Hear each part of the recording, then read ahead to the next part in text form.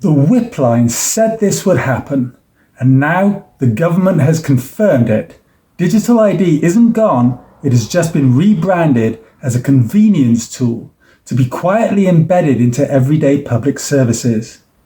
And the original cause of public objection, that it would be compulsory to have digital ID in order to prove you have a right to work in the UK, has not been removed.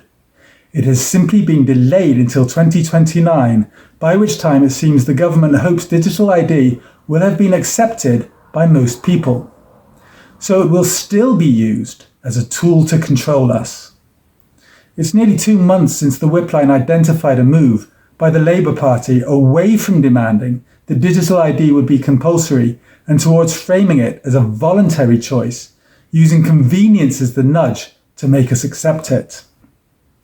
The BBC has confirmed that digital ID is now explicitly being promoted as a tool for accessing public services, the same mechanism I flagged as the sneaky option. The underlying infrastructure, one login plus wallet, smartphone-based credentials, eventual integration across services, remains, meaning this remains a pathway to de facto mandatory usage.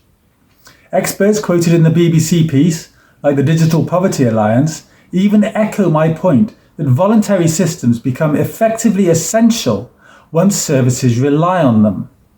Elizabeth Anderson, Chief Executive of the Digital Poverty Alliance charity, said, "International experience shows that so-called voluntary digital ID systems can quickly become essential in practice as both public and private services begin to rely on them.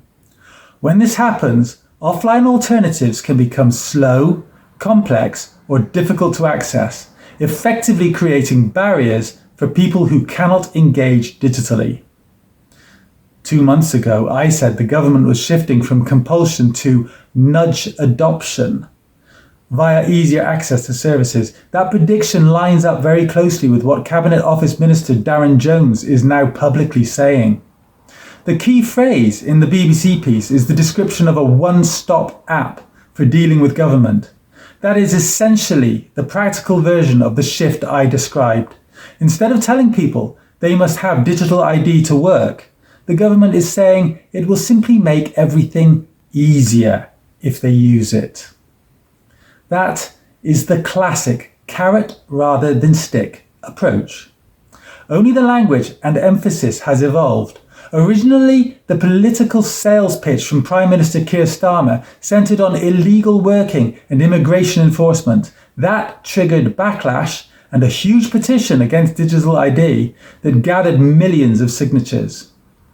Now, the emphasis is on convenience, faster services, fewer forms, and a single digital interface for government. The sneaky framing I described in January is arguably supported by the sequence. Mandatory digital ID was proposed. There was a public backlash. Compulsion was dropped. And the same system was then relaunched as a convenience tool. For the whip line, the most interesting phrase in that whole BBC report is actually government by app. Jones unveiled a prototype of what he called government by app at a press conference in Downing Street and launched an 8-week consultation exercise to seek the public's views on how the technology should work. Jones said, "People too often dread their interactions with public services, endless telephone calls, complicated printed forms, and having to tell your story multiple times to different parts of government. I want to change that and make public services work for you. The new digital ID will make that possible, allowing you to log on and prove who you are to access public services more quickly, easily, and securely." He said the original intention of cracking down on illegal working still stood because digital right-to-work checks would become compulsory by the end of the current Parliament in 2029. That wording suggests the digital ID isn't just about proving who you are, it's about building the authentication layer for a future digital state interface with integrated public services and identity verification embedded within it. But Notice that government by app seems to be going in only one direction, with rule imposed on us via the digital system. There is no mention of easing our way to respond to consultations, launch petitions, participate in budgeting, feedback directly to policy proposals, or even hold referendums, all of which would make government more accountable to the citizenry. Technically, a verified digital identity system like gov.uk One Login could make those things much easier. In fact, many advocates of digital democracy argue that identity verification is the missing component needed to make secure online civic participation viable. That difference matters because it determines the direction of power. The system, as proposed, primarily improves the state's ability to interact with and manage the citizen. Examples given in the BBC report are things like managing childcare, filling in tax returns, and accessing services. Those are administrative, not democratic, interactions. Contrast that with the situation in Switzerland, which has direct democracy embedded in the political structure of the country. In Switzerland, citizens vote several times a year on national, cantonal, and local issues. These votes are called referendums or popular initiatives, and they are not rare events. They are routine.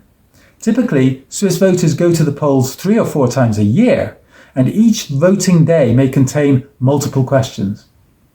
A verified digital identity system, like the one being built around gov.uk One Login, could theoretically make a Swiss-style system much easier to run because it would verify voters securely, allow authenticated petition signatures, and enable secure online referendums.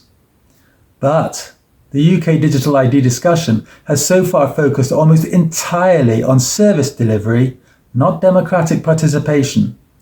Digital infrastructure can increase administrative efficiency, but it can also expand citizen power. Switzerland chose the latter long before digital technology existed. Now, Switzerland has one of the most digitally advanced states in Europe, yet the core of its democracy still relies on a very old idea, asking the public what they think before government proceeds. Why isn't the UK government offering that to us?